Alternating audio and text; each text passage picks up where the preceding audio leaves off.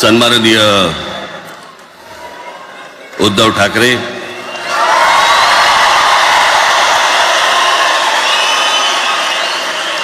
आणि माझ्या जमलेल्या सर्व तमाम मराठी बांधवांनो, भगिनींनो आणि मातांनो,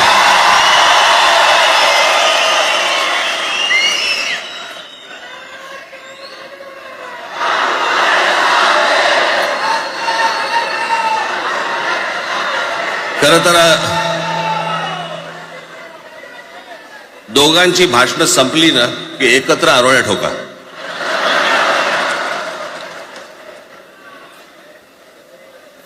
खरं तर आज मोर्चा निघायला पाहिजे होता.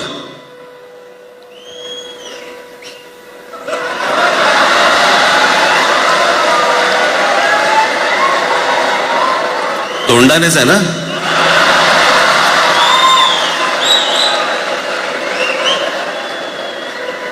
बस बस, मोर्चा खरं तर निघायला पाहिजे होता.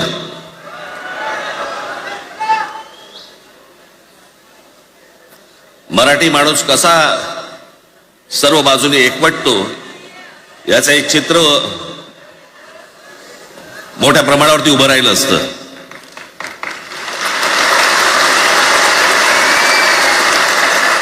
पण नुसत्या मोर्चाच्या चर्चेनेच माघार घ्यावी लागली.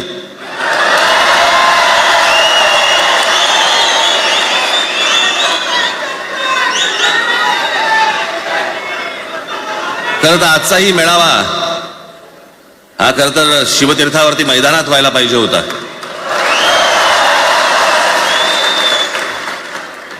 मैदान ओसंडून वाहिलं असतं अख्खं. पण पाऊस आहे, पावसामध्ये सगळ्या ठिकाणी अशा प्रकारचे काही जागा मिळत नाहीत फारशा मुंबईमध्ये, आणि म्हणून आज तुम्हाला सर्वांना इथे यावं लागलं. मी बाहेर जे उभे आहेत त्यांची मी दिलगिरी व्यक्त करतो की त्यांना आज आतमध्ये येता नाही आलं, परंतु आता काही स्क्रीनवरती आठवा.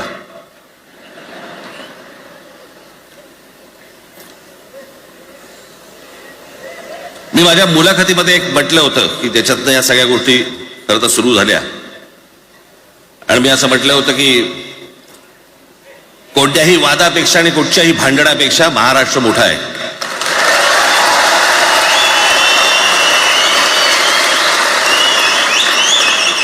आज जवळपास 20 वर्षानंतर मी आणि उद्धव आम्ही एका व्यासपीठावरती आज येतो आहोत.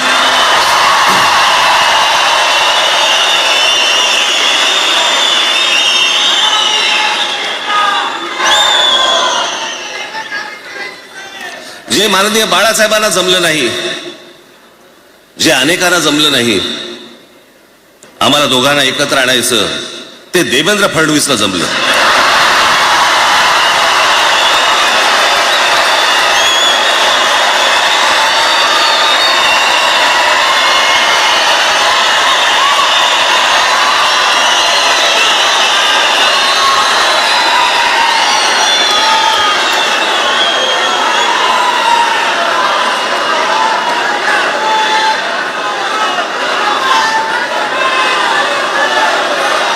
आता बऱ्याच सगळे चॅनल्सचे सगळे कॅमेरे तिकडे लागले, तिकडे लागले, इकडे लागलेत. आता संध्याकाळी सगळं सुरू होईल. आता काय वाटतं, काय दोघांची बॉडी लँग्वेज कशी होती? कोणी कमी हसलं का, कोणी जास्ती हसलं का, कोणी बोलतायत का? आपल्याकडे मूळ विषय सोडून इतर गोष्टींमध्येच फार रस असतो अनेकांना. खरं तर आजचा हा मेळावा, मोर्चालाही तीच घोषणा होती, आजच्या मेळाव्यालाही तीच घोषणा आहे की कुठचाही झेंडा नाही, मराठी हाच अजेंडा.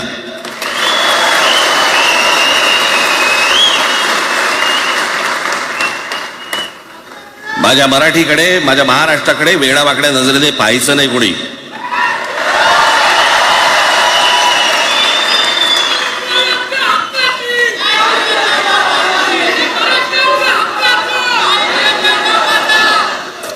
ठरलं ना आपलं, सगळ्यात शेवटी द्यायच्या घोषणा. बसा, शांत बसा. खरं तर हा प्रश्नच अनाठाई होता, काही गरजच नव्हती. हे कुठून अचानक हिंदीचं आलं मला काही कळलं नाही मला.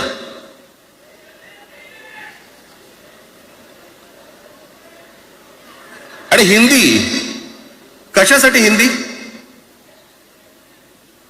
कोणासाठी? हिंदी त्या लहान लहान मुलांवरती जबरदस्ती करताय तुम्ही.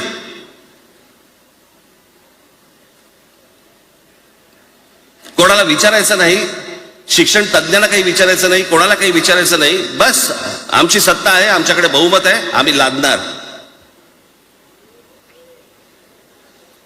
तुमच्या हातात सत्ता असेल ती विधान भवनात, आमच्याकडे सत्ता आहे रस्त्यावर.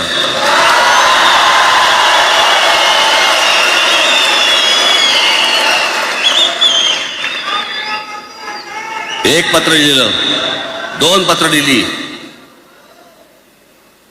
नंतर ते दादा भुसे माझ्याकडे आले.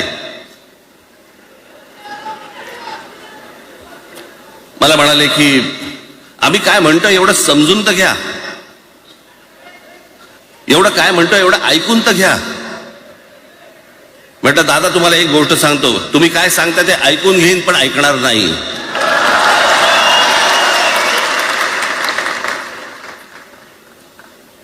मराठीच्या विषयामध्ये त्याच्यात तुम्ही तिसरी भाषा लादताय. त्रिभाषा सूत्र, कुठलं त्रिभाषा सूत्र आणलं? त्रिभाषा सूत्र ज्या वेळेला आलं ते फक्त सेंट्रल गव्हर्नमेंट आणि राज्य सरकार, केंद्र सरकार आणि राज्य सरकार यांच्यामधल्या दुव्यासाठी म्हणून हे त्रिभाषा सूत्र फक्त आणलं. आज कोर्टातही नाही, तुम्ही हायकोर्टात जा, सुप्रीम कोर्टात जा, इंग्रजीमध्ये सगळ्या गोष्टी होतात. कुठे आहे त्रिभाषा सूत्र? मग मला सांगायला लागले म्हणे केंद्रीय शिक्षण धोरणामध्ये, त्या धोरणातही नाही राह, केंद्राच्या शिक्षण धोरणात, इतर कोणत्या राज्यातही नाही.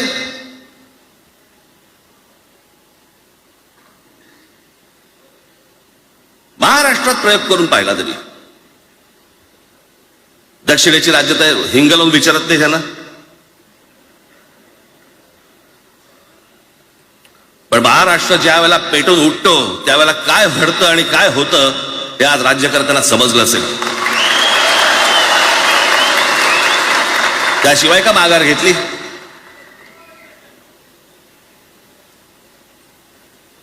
विनाकारण आणलेला विषय होता. मी त्याशी त्या भुसेला सांगितलं, म्हटलं मला सांगा उत्तर प्रदेश, बिहार, राजस्थान, मध्य प्रदेश कोणती तिसरी भाषा आणणार? खरं तर आणली पाहिजे.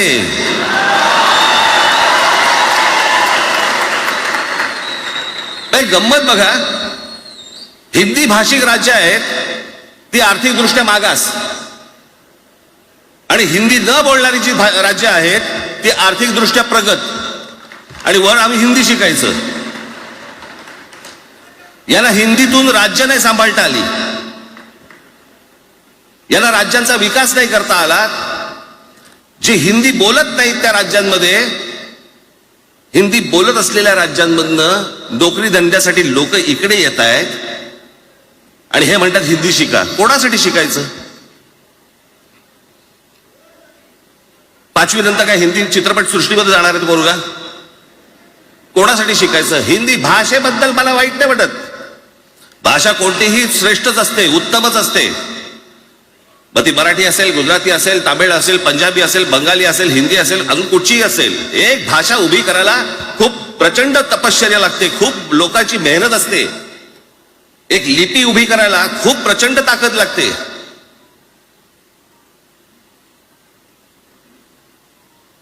अशाच भाषा काय उभ्या राहत नसतात.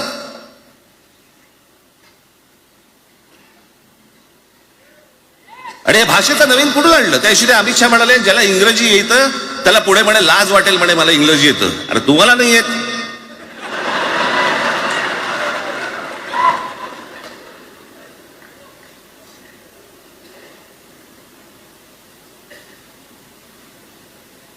या संपूर्ण हिंद प्रांतावरती 125 वर्ष, 1400 वर्ष मराठ्यांनी राज्य केलं. 1400 वर्ष. इतक्या राज्यांवरती आम्ही राज्य केलं. तो त्यावेळेला राज्यच नव्हती, पण जे प्रदेश होते त्याच्यावरती राज्य केलं. आम्ही मराठी लादली गुजरातवरती, मध्य प्रदेशवरती, राजस्थानवरती, पंजाबवरती, इतर सगळ्या प्रांतांवरती जिथे जिथे म्हणून अटोकपर्यंत पोहोचले होते मराठा साम्राज्य, आम्ही लादली.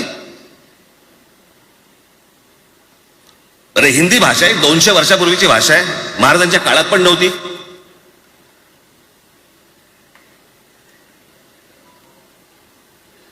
कशासाठी आणि कोणासाठी आणि काय करायचे नेमकं?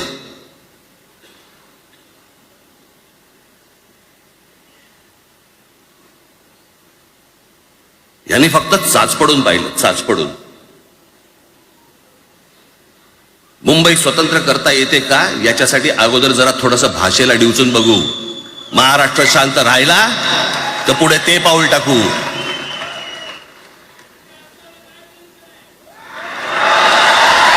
कोणाची माय व्हॅली आहे तरी महाराष्ट्राला हात घालून दाखवावा, मुंबईला हात घालून दाखवावा.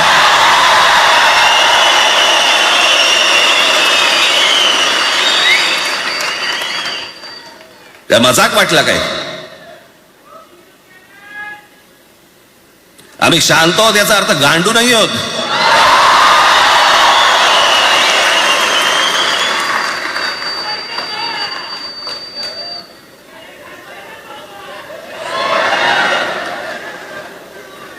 काही अंगावरती लादायचा प्रयत्न करता आणि मग आता माघार घेतली ना, मग माघार घेतली त्याचं काय करायचं? मग वेगळ्या ठिकाणी वळवा सगळं प्रकरण. वेगळ्या ठिकाणी म्हणजे कुठे? ठाकरेंची मुलं इंग्रजी मीडियम मध्ये शिकली, बरं, मग पुढे? म्हणजे दादा भुसे मराठी मीडियम मध्ये शिकून शिक्षण मंत्री झाले, देवेंद्र फडणवीस इंग्रजी मीडियम मध्ये शिकून मुख्यमंत्री झाले. कुठे काय शिकले याचा काय संबंध?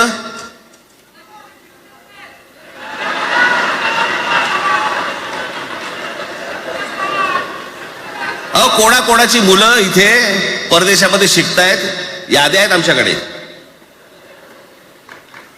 त्याचं काय करणार आहात तुम्ही? आणि त्याच्यातल्या त्याच्यात मंत्रिमंडळातल्या एक एक मंत्र्याचं हिंदी आहे का? फेफरं येईल, फेफरं.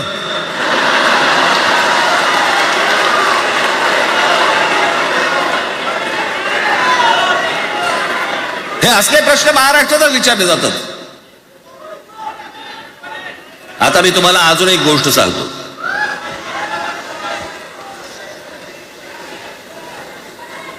आम्ही मराठी मीडियम मध्ये शिकलो, हो शिकलो.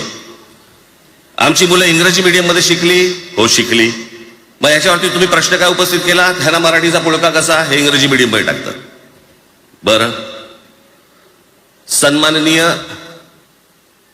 माननीय बाळासाहेब ठाकरे आणि माझे वडील श्रीकांत ठाकरे हे इंग्रजी मीडियम मध्ये शिकलेले आहेत.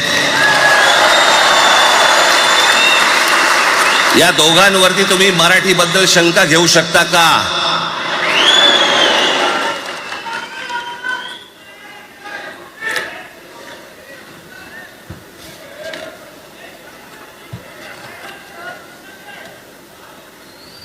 लालकृष्ण अडवाणी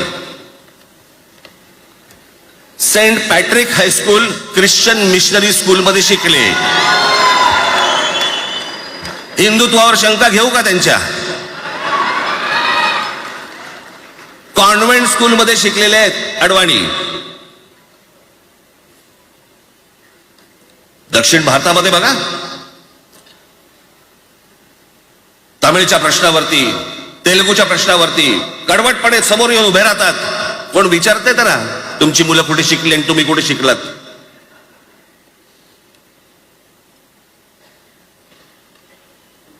उद्या मी हिब्रू भाषेत शिकीन आणि मराठीपणाचा कडवट अभिमान बाळगीन. काय प्रॉब्लेम आहे?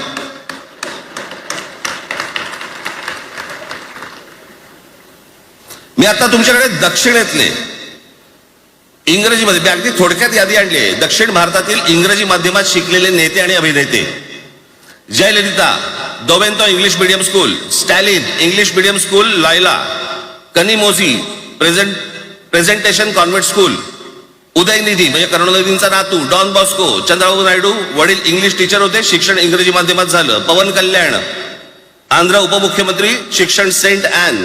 नारा लोकेश NTRचा नातू, चंद्रबाबूंचा मुलगा, Stanford school. Kamal Haasan Santhome high school. अभिनेता विक्रम मॉटफोर्ड स्कूल. अभिनेता Suriya English medium. AR Rahman आधी पद्मशेषाद्री बालभवन आणि नंतर मद्रास कृष्णजी हायस्कूल. परवा दिवशीचा एक प्रसंग सांगतो. एका व्यासपीठावरती तामिळनाडूमध्ये AR रहमान व्यासपीठावरती उभे होते, काहीतरी कार्यक्रम होता. त्या बाई तामिळमध्ये बोलत होत्या. अचानक ती बाई हिंदीत बोलायला लागली.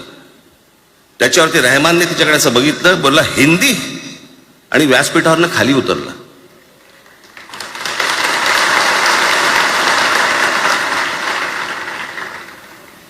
तुमचा कडवटपणा हे तुम्ही शिक्षण कुठे घेतले याच्यावरती नसतो, तो कडवटपणा तुमच्या आतमध्ये असावा लागतो.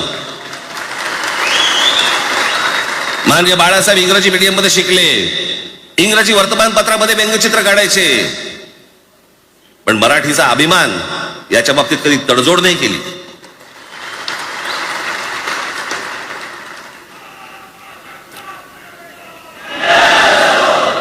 म्हणे एक भाषा म्हणे सगळ्यांनाच बांधून ठेवते. कुठची एक भाषा? आजपर्यंत काय वाकडं झालं?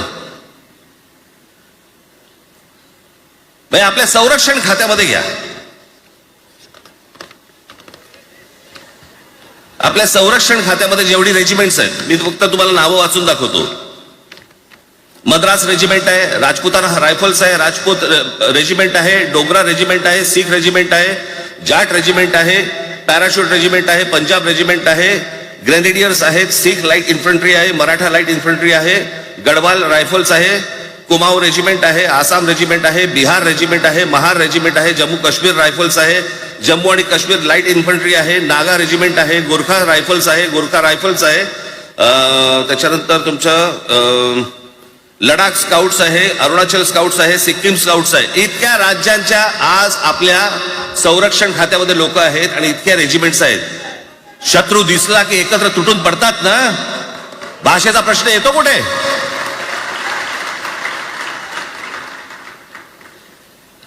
या देशामध्ये जेव्हा भाषावार प्रांतरचना झाली, तीच या गोष्टींसाठी झाली ना, की प्रत्येक भाग तसे भाषांचे होते म्हणून. मग या सगळ्या गोष्टी का सुरू केल्यात तुम्ही? कशासाठी सुरू केल्यात? काय याच्या मागचं राजकारण? आत्ता सांगून ठेवतो. आज तुम्ही सगळेजण मराठी म्हणून एकत्र आलात. आज महाराष्ट्रामधला तमाम मराठी आज मराठी म्हणून एकत्र आला. टाळ्या वाजू नका. मी काय सांगतोय नीट ऐका. याचा पुढचं राजकारण ह्यांचं पुन्हा तुम्हाला जातीमध्ये विभागायला सुरुवात करतील. पुन्हा हे जातीचं कार्ड खेळायला सुरुवात करणार. मराठी म्हणून तुम्हाला कधी एकत्र येऊ देणार नाहीत. हे जातीपातीमध्ये विभागायला सुरुवात करतील. आता हे सुरू केलं. काल कोणाच्या ते व्यापाऱ्याच्या कालफडीत मारली मीरा भाईंदरला. त्याच्या काय इथे लिहिलं होतं काय गुजराती?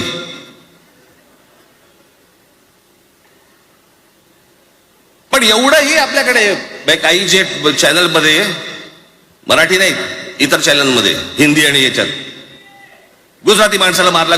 कुठच्या गुजराती माणसाला मारला? बाचाबाची मध्ये समोरचा गुजराती निघाला, इकडचा मराठी निघाला. त्याच्यामध्ये काय गुजरात्यानं मारलं का? केवढे व्यापारी आहेत? अजून तर काहीच केलेलं नाही.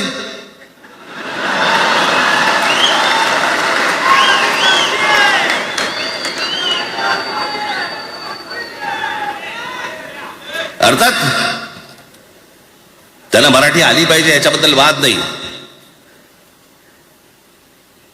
विनाकारण उठसूट काय मारामारी करायची गरज नाही आणि मारायची गरज नाही.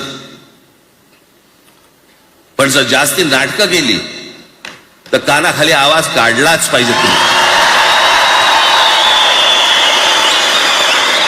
पण चूक त्यांची असली पाहिजे.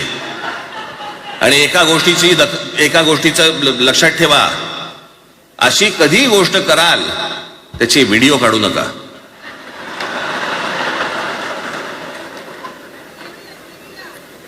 आपल्यामध्येच त्यांना कळलं पाहिजे. कळलं का? मारणारा कधी सांगत नसतो, मार खाणारा सांगत असतो मला मारला म्हणून. त्यांना सांगू देत. पण याचा अर्थ उठसूट कोणालाही उगाच मारायचं काही कारण नाहीये. अनेक लोक आहेत, अनेक गुजराती लोक आहेत, माझ्या अनेक परिचयाचे आहेत. माझे एक मित्र आहेत नयन शहा म्हणून, त्याला मी गुजराती म्हणतो. तुमचा विश्वास बसणार नाही इतकं अप्रतिम मराठी तर बोलतोच, विनोदाचंही अंग आहे. आणि शिवाजी पार्क मैदानामध्ये फिरताना कानाला हेडफोन लावून पु ल देशपांडे ऐकणारा गुजराती आहे.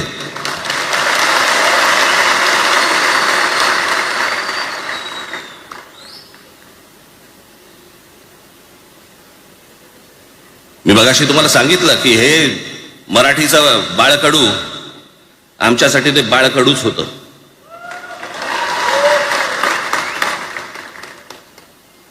मी मागे एक प्रसंग सांगितला होता, आज मुद्दामून तो प्रसंग सांगतो आपल्याला की हे आमच्या धमन्यांमध्ये आलं कुठून. मी एवढा महाराष्ट्रासाठी मराठीसाठी कडवट का झालो.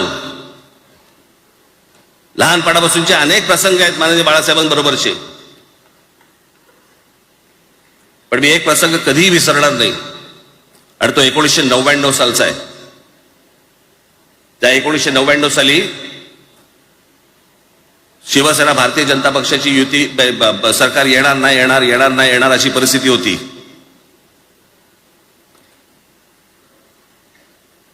पवार साहेब त्यावेळेला त्यांनी राष्ट्रवादी काँग्रेस पक्ष स्थापन केला होता.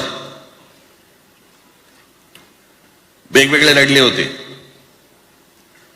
आणि मग सगळ्या त्या वादामध्ये, शिवसेना भारतीय जनता पक्षाच्या त्या वादामध्ये काहीच होईना. दिवसामागून दिवस चाललेत, परंतु काही होईना. एके दिवशी मी मातोश्रीला खाली बसलो होतो, दुपारची वेळ होती. अचानक 2 गाड्या लागल्या. साधारणपणे 3:30-4 वगैरे वाजले असतील. ते जरा वेळेला नाव विसरतो तिथे, पुण्याचं कोणतो जावडेकर, प्रकाश जावडेकर आणि काही मंडळी आली. मला म्हणाले राज बाळासाहेबांना अर्जंट भेटायचंय. म्हटलं आत्ता ते भेटणार नाही, म्हटलं ती त्यांची झोपायची वेळ आहे. नाही म्हणे अर्जंट आहे. म्हटलं नाही भेटणार. म्हटलं मी तुम्हाला सांगतो. म्हटलं काय विषय काय. म्हटलं मी बोलायचं काम करतो. म्हटलं काय विषय काय. त्यांना सांगा मुख्यमंत्री पदाचा विषय झालेला आहे. म्हटलं अच्छा, अरे वा. म्हटलं काय झालं. सुरेशदादा जैन यांना दोन्ही बाजूने आम्ही ठरवलंय की त्यांना मुख्यमंत्री करायचं. एवढं फक्त बाळासाहेबांना सांगायचं. ठीक आहे. मी वर गेलो. रूममध्ये काळोख, शांतता. आम्ही अरे तुरेमध्ये बोलायचो म्हणून मी हाक मारली. म्हटलं हे काका गाढ झोपले होते. म्हटलं काका उठ. ए काका उठ. माझ्या बघितलं माझ्याकडे. काय रे. म्हटलं नाही ती सगळे खाली जावडेकर वगैरे सगळी मंडळी आली आहेत. म्हटलं बरं मग. नाही ते म्हणतात ते मुख्यमंत्री पदाचा विषय झालाय म्हणून. म्हटलं ते मला काय झाला. ते म्हणाले सुरेशदादा जैन यांना मुख्यमंत्री पदासाठी दोन्ही जणांनी सांगितलं की करायचं म्हणून. असं माझ्याकडे बघितलं त्यांनी. त्यांना जाऊन सांग महाराष्ट्राचा मुख्यमंत्री मराठीच होईल, दुसरा कोणी होणार नाही.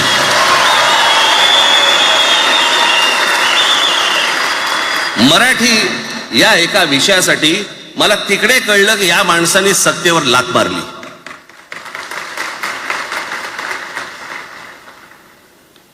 हे संस्कार ज्या पोरावरती झाले असतील तो मराठीसाठी तडजोड करेल काय.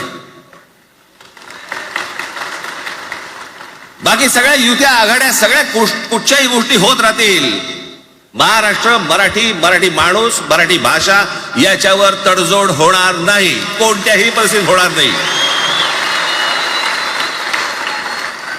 याच्या पुढे देखील तुम्ही सर्वांनी सावध असणं पण गरजेचं आहे आणि सतर्क असणं पण तेवढंच गरजेचं आहे. पुढे पुढे काय काय गोष्टी घडतील, काय काय गोष्टी होतील कल्पना नाही. परंतु मला असं वाटतं की ही मराठीसाठीची एकजूट ही कायम राहावी आणि महाराष्ट्रामध्ये सन्माननीय माननीय बाळासाहेबांचं जे स्वप्न होतं ते पुन्हा साकारावं अशी एक आशा अपेक्षा आणि इच्छा व्यक्त करतो आणि आपल्या सर्वांची मी रजा घेतो. धन्यवाद. जय हिंद, जय महाराष्ट्र.